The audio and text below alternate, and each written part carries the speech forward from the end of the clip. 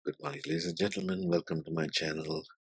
Thank you for all your likes, shares, subscribes. Let's talk about Mars.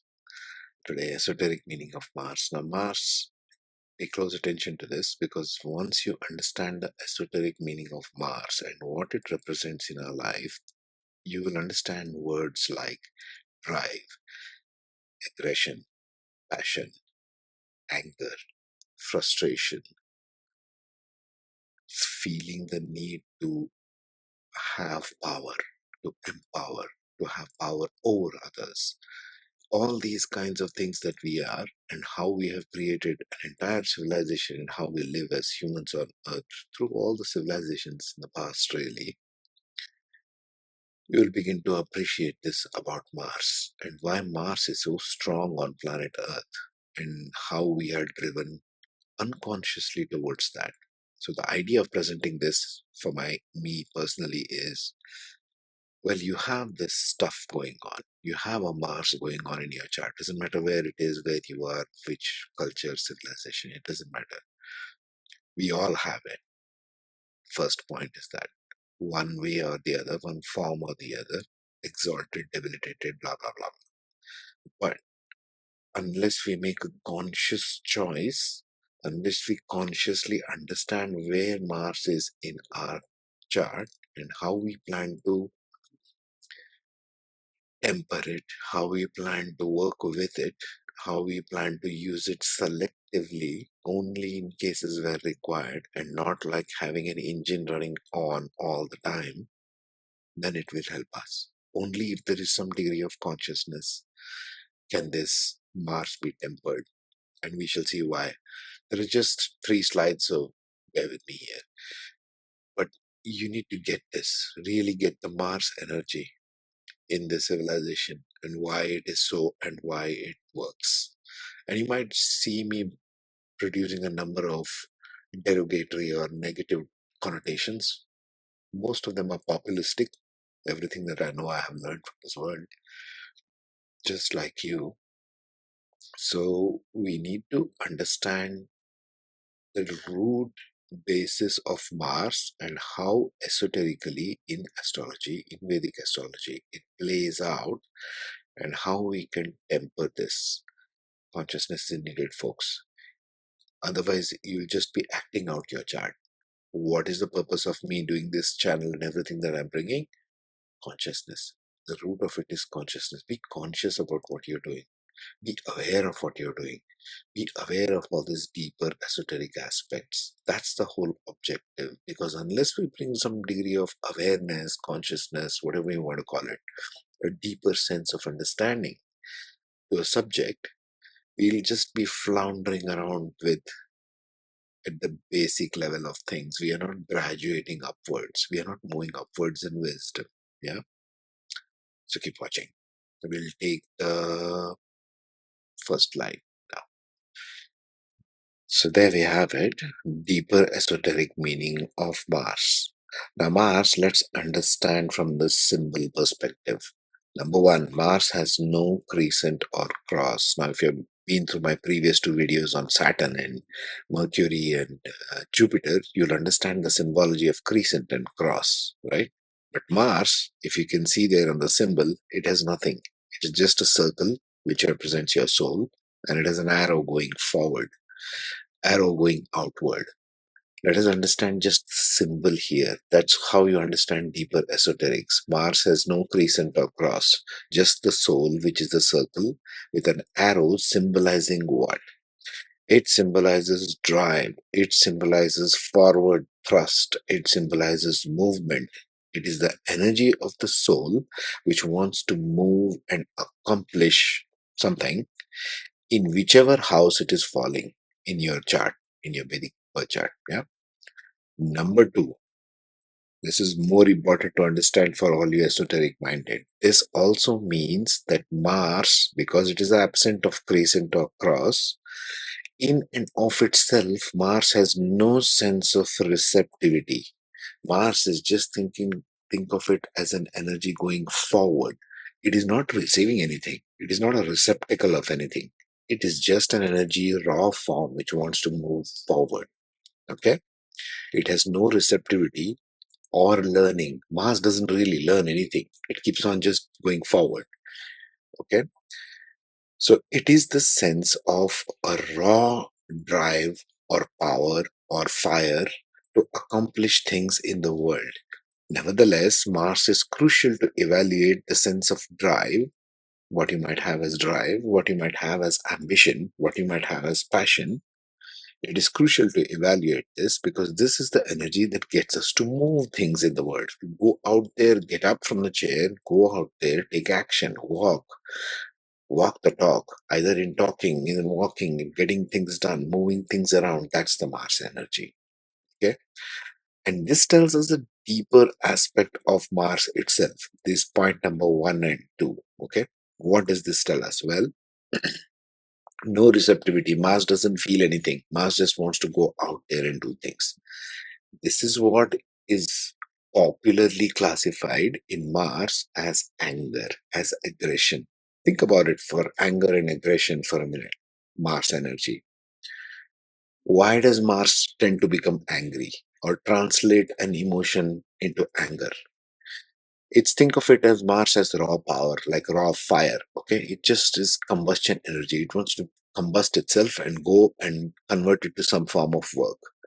When does Mars feel aggression? When does Mars become angry or frustrated? When there is something standing in the way. I want to go there and accomplish something. I want to get some tasks done, for example. I want to go there and become a great leader, or I want to go in today to the office and get this work done, or I want to go and have better marketing and get my products out there on YouTube or on the internet, wherever, whatever. You have some tasks in front of you, and now you want to go out there and get that stuff done. Whatever Mars faces in this path, so to speak, you will have aggression towards. Meaning, if you have people who are not cooperating with you, people who are slower than you are, people who are not agreeing with you in some form or the other, people who are inimical to you. Now, what is an enemy in this sense? Who does Mars perceive as enemy? We got to understand the deeper esoterics, folks. Mars perceives as an enemy anybody who is standing in the way. Like Mars does not like a blockage. Mars does not like standing anything in the way. It will push through it, it will cut through it, it will want to remove it out of the path. This is what Mars is best at. It just wants to keep going. Like the Newton's first law, body wants to remain in the state of rest or uniform motion. Uniform motion is Mars. It wants to keep going. Let nobody stand in my way is the call of Mars. Okay. If nobody is standing in the way of whatever you want to get it done, or wherever Mars is in your chart, then there is no aggression. Mars just keeps going. It just wants to keep going, going, going, and going. That's the energy of Mars. It is just pure fire wanting to move forward. Okay. So if you're having any kind of frustration, any kind of anger, any kind of issue that you are dealing with constantly, think Mars. If you're kind of having anger or frustration, anger when it is internalized, it becomes a lot of frustration. Like you're trying to get stuff done, but it's simply not working for any number of reasons: people, resources, finances, situations in your life, wherever you are. So Mars wants to go there and it will keep getting frustrated and portray its anger forward into the world simply because it is unable to move forward. Mars requires forward movement in your life. Okay. Now let's see from the Vedic astrology chart perspective. You have the 12 houses, 1 to 12. You have the Dharma, Artha, Kama, Moksha repeated 3 times, 1 to 4, 5 to 8, 9 to 12.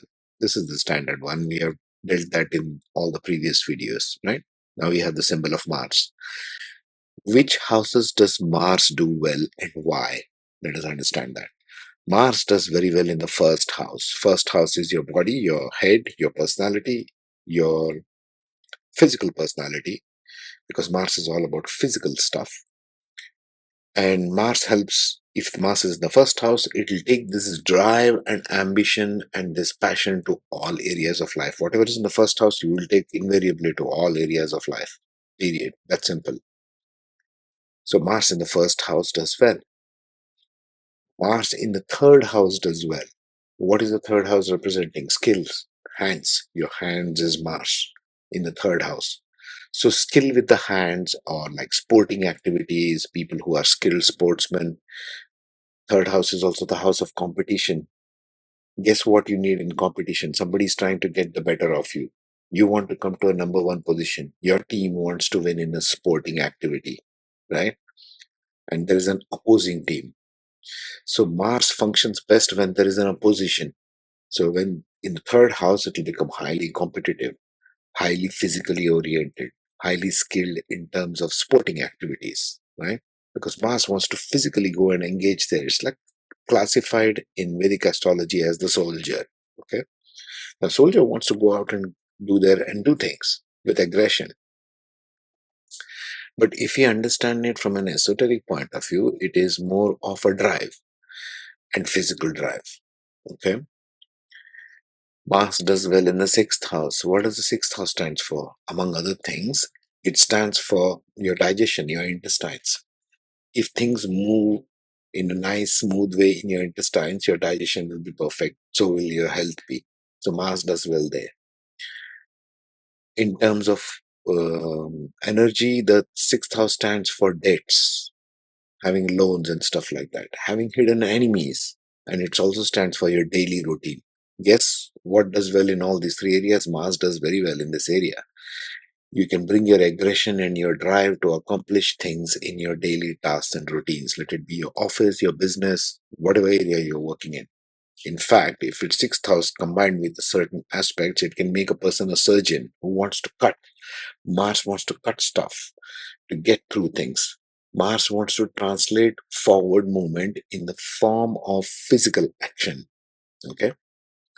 If it's in the second house, it becomes very cutting speech, very harsh speech. So it's not a very good place for Mars to hang around with. People can become rude and cruel for no reason. They're very judgmental kind of people. Mars does well in the 10th house. 10th house is of karma, whatever you're working in your career, your profession, your job. So Mars can become very good in the 10th house because you're bringing your drive and you become a very action oriented, very choleric type of a personality who wants to always be on the move and get stuff done. This is required in the main line of work. You can't just go to work wherever you're doing and sit passive, right? You need to be active. That drive of fiery, active energy is provided by Mars in the 10th house. So it does very well in the 10th house. Now let's briefly examine the chakra level, but it is more of blood. Mars is represented in Vedic astrology as the blood, something that is constantly moving and fueling all other parts of your body. Just let's finish up with the chakra level. So there you can see the chakra level of things. It's represented as second house, but actually it's also the first house, your face, your head. So if Mars is there, it governs your expression, your sight, your voice, speech, singing, your senses. If Mars is in the first house, you become a very alert kind of a person. You're alert to all the senses because most of the senses are located in the head, right? All the five senses.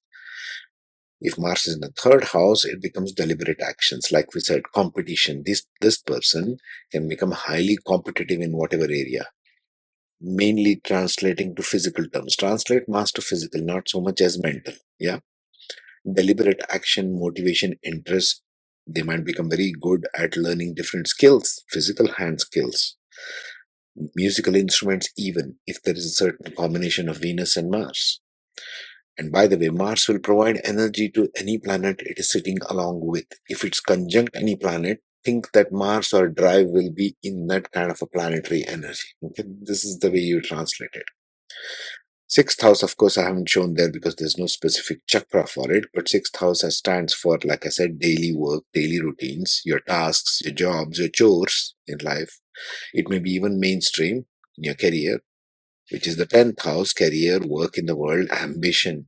Mars is ambitious. Well, you can translate it as ambitious, but really it's the forward drive. You're having a drive, you're a driven person. You don't have to be motivated by anything. You're self-motivated kind of a guy, okay, or a woman. So public image, authority figures. Authority is something more of Saturn related, but Mars will help in the power, in the ambition factor. because it wants to pass through freely without any obstruction. If Mars is allowed to pass through without any obstructive kind of energy or other planets playing out opposition to Mars, then person will be pretty much having a smoother ride. Yeah. So that's the Mars energy. Tomorrow we shall talk about Venus. In the meantime, take care, be safe. Good morning, everyone. Welcome to my channel. Hope you're safe and happy wherever you are. First of all, thank you for your like, share, subscribe. It's deeply appreciated. This one, let's talk about the deeper esoteric meanings of Mercury. Intellect, logic, reasoning, analytical thinking skills, reasoning skills, and so on. Yeah. And we were speaking about all these planets from the point of view of the cross and the crescent, right? So let's continue with Mercury and see what Mercury brings. Now, got to understand right off, Mercury is a soft planet. It's a very neutral kind of energy, intellect and reasoning. We can bring this to any area of life, and it plays out intellectual energy in that particular area of life. Okay, it's a neutral sort of a planet. It doesn't have any natural inclination towards one thing or the other, but it does well in some houses. And we shall first begin by seeing the esoteric meanings, and then we'll move on to the dharma, artha, kama, moksha, and then we'll move on to the chakras, the same format as the Jupiter and Saturn, which was previous. So keep watching. So there we have it, the crescent and the cross, basic meanings. Mercury symbol is represented there with arc on top, the crescent on top, and cross at the bottom. So right off, you should be thinking in terms of a vertical axis, what you are ready to bring in terms of vertical axis. Vertical axis being your soul energy as a human body embodied in this planet Earth. Yeah. So first of all, just to recap, the crescent is a symbol of harvest, direction in which the soul wants to go, the mind or ego, intellect sitting on top right there, as the half moon of Shiva, for example.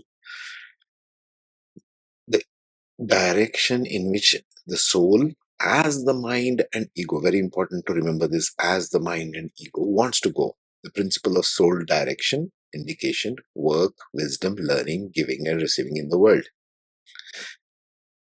Where it wants to go is one thing, and what it has is different. The cross is a symbol of the earthly plane, where it wants to bring in the dharma, artha, kama, or moksha. It can also be seen as the elements earth, air, fire, water, or also as the four primary directions north, south, east, west, or as the balance of energies that move in vertical plane and the horizontal plane. Remember, vertical plane is what we bring in, horizontal plane is what we do in this earth. So, that being said, Mercury's crescent is on top, cross is right at the bottom. So it's working on the vertical axis, meaning what? The soul wants to bring in the wisdom and intellect into this physical world in whatever area. So let's see what that plays out as Mercury. So Mercury crescent therefore symbolizes the soul or intellectual energy present in that relevant area of life. Remember, we have 12 houses, which we shall see in the next slide. The 12 houses represent the 12 areas of our life. We all have different areas of our life, work, personal, and so on. So, where we bring this mercurial energy, the intellectual capacity, is where Mercury will shine in that particular chart. The Mercury cross, at the same time, symbolizes the soul intellectual ability manifest for accomplishing what the soul desires. So, crescent brings in that intellectual energy present in the relevant area of life, and cross represents how you want to accomplish that. So that's what you have come here for. If you examine a chart, examine it from a point of view of what has this soul come into this particular body, this gender, this uh, race, culture, etc. And what am I here to accomplish? We're here to accomplish one thing or the other. Yeah. Now let's see in terms of the houses of Vedic astrology. In terms of houses of Vedic astrology, Mercury pretty much does well in all houses because, like I said, it's a neutral planet. It does not have preferential, attitude towards any one house. Wherever it is placed, it will bring your intellectual capacity in that particular house.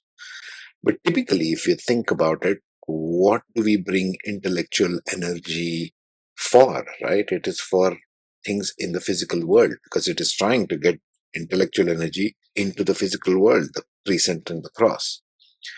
So, straight away, we can say that Mercury does very well in the first house, fifth house, and the ninth house, the Dharma houses. Yeah. So, first house being you as a personality, the ego. If you have Mercury in the first house, you pretty much bring intellectual energy to all other areas of your life, every area of your life. If it's in the fifth house, it will bring good energy in terms of your creativity, creative intelligence, your education, whatever you want to get educated in, your field of knowledge, whatever you want to specialize in. It may be arts, it may be music, it may be mainstream education. It doesn't matter what area you select. In terms of ninth house, it'll make a person want to study more in intellectual understanding of philosophy, philosophical person, the textual knowledge of what it is to be philosophical in life. What are the higher thinking dimensions?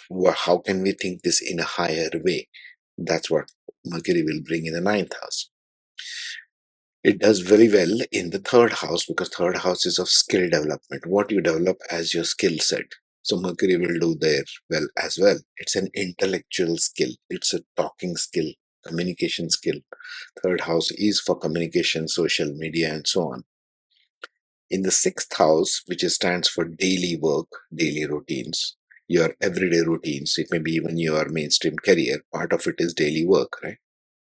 So it'll do well there because you'll be bringing your intellectual capacity to the workplace. It'll also do well in the 10th house because 10th house is of career. Whatever you do as work, business, doctors, lawyers, engineers, accountants, whatever your profession is, it'll do well there in the 10th house because you're bringing your intellect into play there. You're using your intelligence in that direction, which we need to.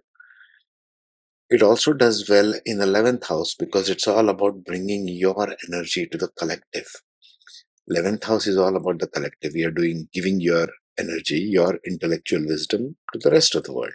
So Mercury pretty much does well in all these houses because these are all of yourself, what you have gained as knowledge, and what you want to share with others. Yeah. Now here we start examining the astrological houses on the right hand side and the chakra system. There's Mercury again. And I've just highlighted in the chakra basis where all it comes in with respect to astrological houses. So it is shown the second house, but it's actually the first house. Yeah.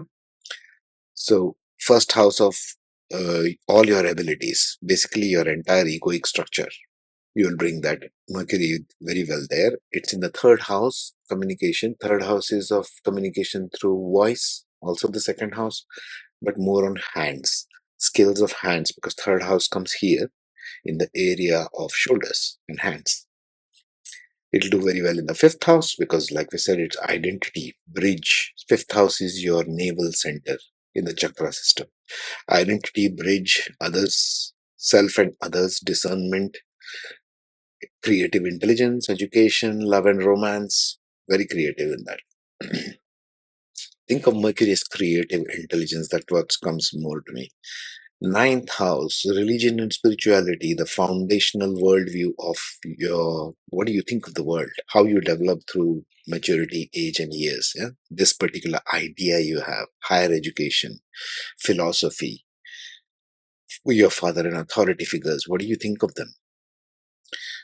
10th house is of career, profession, work in the world, ambition and achievement, authority, public image, institutions and companies, what you work as, work environment and colleagues, how you treat them, do you use your intellect there? Then the 11th house, which is of material gains, it's also the Bhavat Bhavam of the 12th house, which you should not get into right now. It's about friends and social circles, hopes and wishes, humanitarianism and social causes, elder siblings and mentors. So Mercury does well there also because you need to bring in your intellectual knowledge to the collective as well, right? We are here, each one of us, in whatever capacity, to be of service to our own personal needs as well as to others. Okay. Next one, we shall take up the meanings of Mars. Let's just do Mars and then we'll come to Venus. Keep watching. Thank you for all your likes, shares, subscribes. Take care. Have a great day. Good morning, wonderful people. Welcome to my channel. Thank you for all your likes, shares, subscribes. Let's talk about Venus. Because Venus is a natural benefic planet. It has been simplified and glorified as the goddess energy, the earth energy, the one that brings us aesthetics, sense of beauty, etc. etc. A lot has been spoken about Venus in various cultures, including this one, the Vedic culture.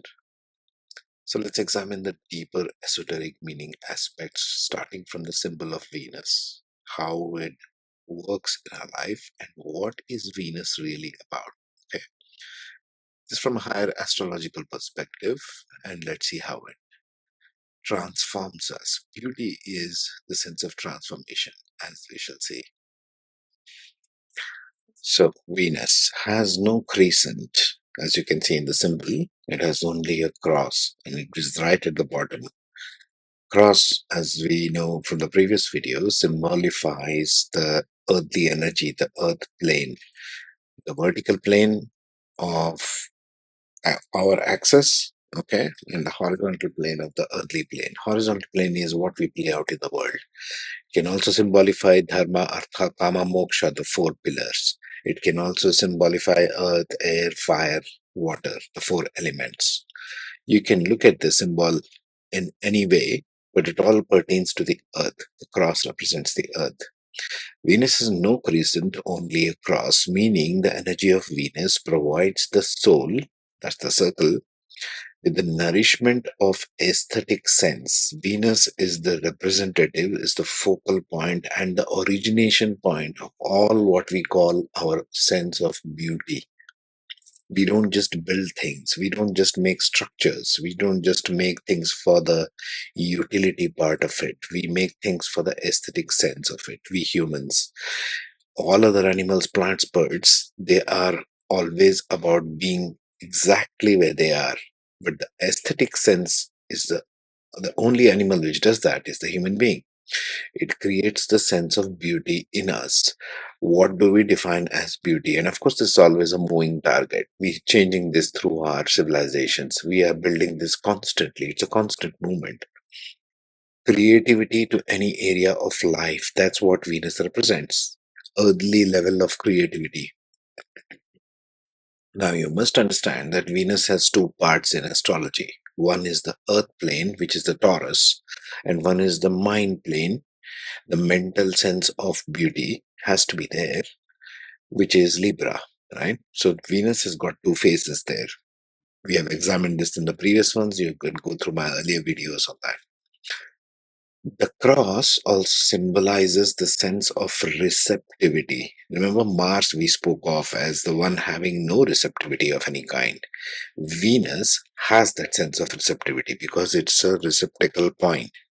If you say, I want to create a substance of beauty, it has to be grounded, it has to be earthly in nature, it has to be perceivable, receivable, givable. That's why Saturn is exalted and supports Venus because it's all about giving. Why do we create sense of a beauty in our lives? Why do we think Venus wants to give beauty to the world? Because you produce a painting, an art, a sculpture, a piece of music, a piece of literature, even beautiful architecture of buildings and older temples and everything we had, and even in this Vedic culture and all other cultures, was grandiose. What is this grandness that we are trying to symbolify? This is the Venus in us. This defines the very statement, built in the image of God. This means that we are bringing that aspect of the creator, which is beauty itself, as a sense, as a perception, as a quality of way of life. We are bringing it into the world in any form or fashion. So this is very important to understand. Venus is having the receptacle point. It is the origination of receptacle point, as well as it can transform the world outside. Venus has a very powerful transformative ability in Vedic astrology.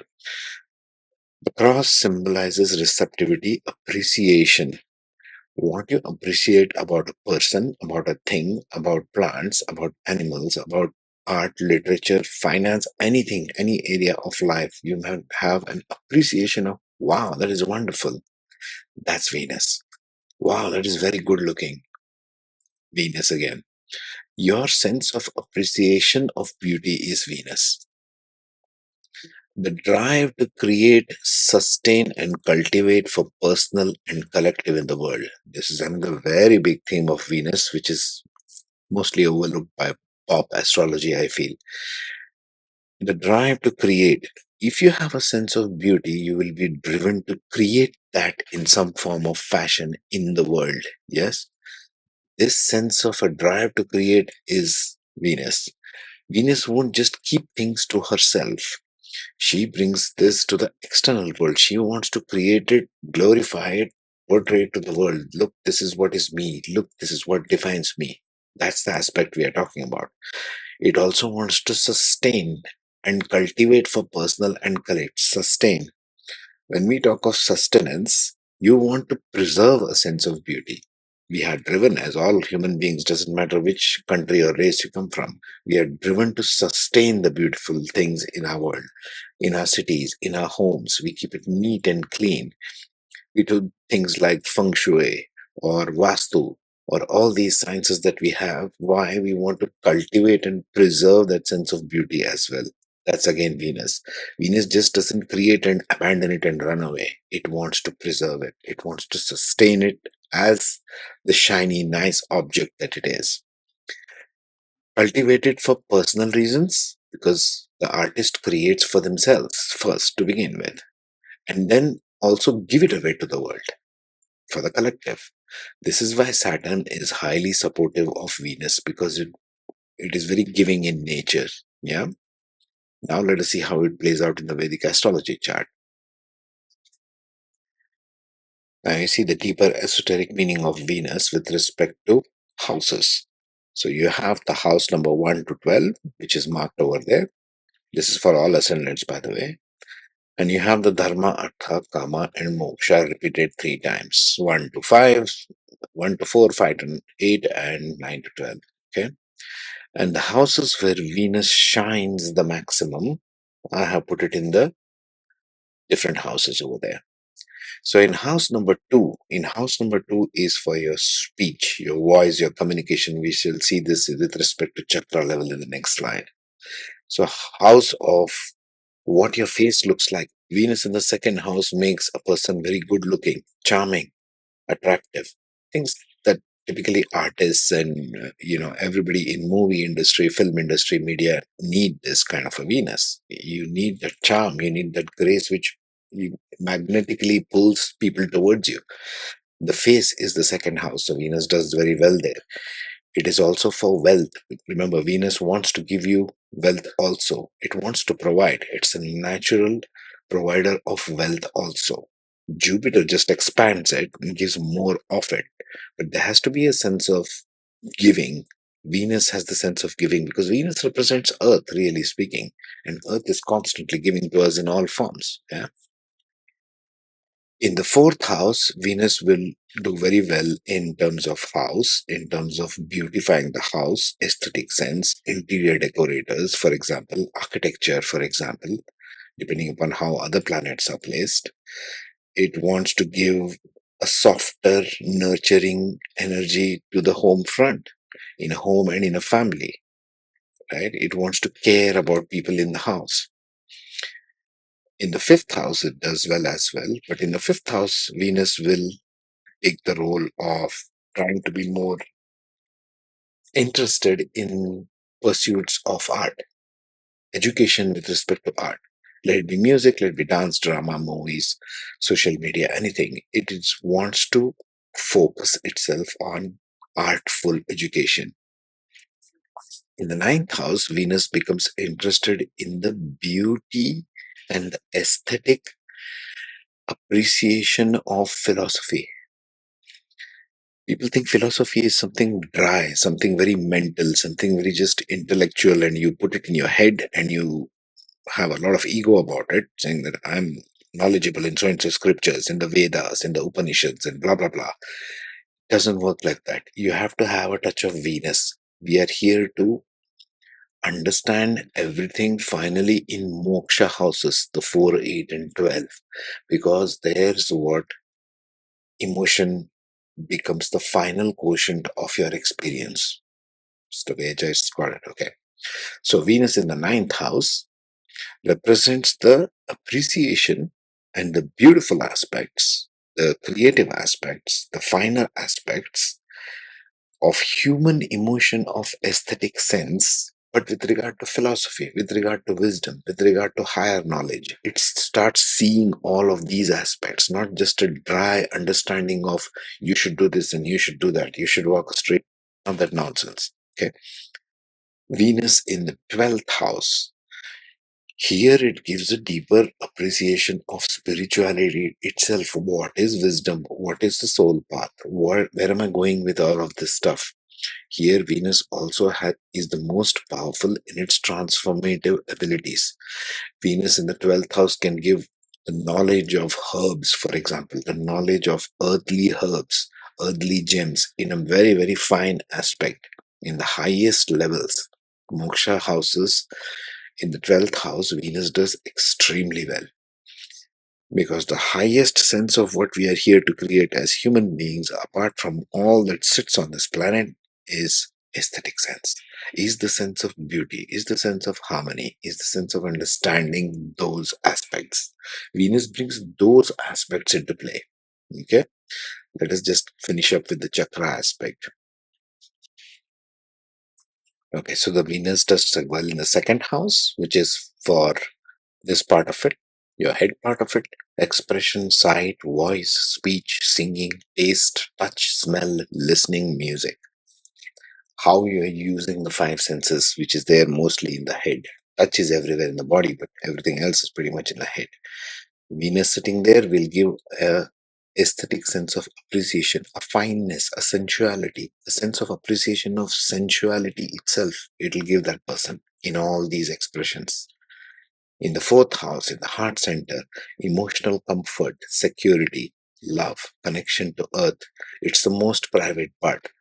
Most private part is not legs, folks. It is in the heart center, which we guard it very fiercely. Each one of us guards the heart center most fiercely. What is most closest to our heart? That's the fourth house. It's the deepest part and the most private part of every human being. It does very well in the seventh house, relating to physical intimacy, sexual creativity. Creativity starts in us, begins with the sexual aspect. We are born from the seed of creativity, merging with the other mental, emotional, physical. Venus gets a very high brightness, if you want to call it that, in the seventh house, where the sun sets. The Venus is the evening star, it's the first star to rise, right? Venus shines very brightly in the sunset or the seventh house, or in the matters of spouse and marriage. In the ninth house, like we saw, it becomes amplified in understanding the beautiful aspects of religion and spirituality, higher education, maybe even higher degree kind of, if you want to do a PhD, that kind of a thing. Philosophy, luck and fortune. Father and authority. Venus in the ninth house will perceive the father as very sensitive. Okay. Venus in the 12th house, like we saw, 12th house typically stands for expenses, retreat, solitude, and all that. But Venus, when you bring it here, it transforms all these aspects. You begin to see the deeper sense of rhythm, a deeper sense of love, a deeper sense of why such and such a thing played out in my life. People, all of us go through some challenges in life. Yeah. But when you put Venus in that place, it'll begin to see the deeper harmonious aspects. That's the word I was looking for. Harmonious aspects. Where is the balance in all this? Where are the beautiful parts of my life? Why did my life turn out this and this way only? Venus will explain all these kind of things in a profound way, which is transformative in the 12th house. Okay.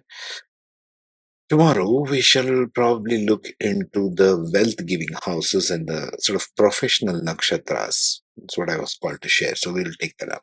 In the meantime, take care, be safe, and have a great day.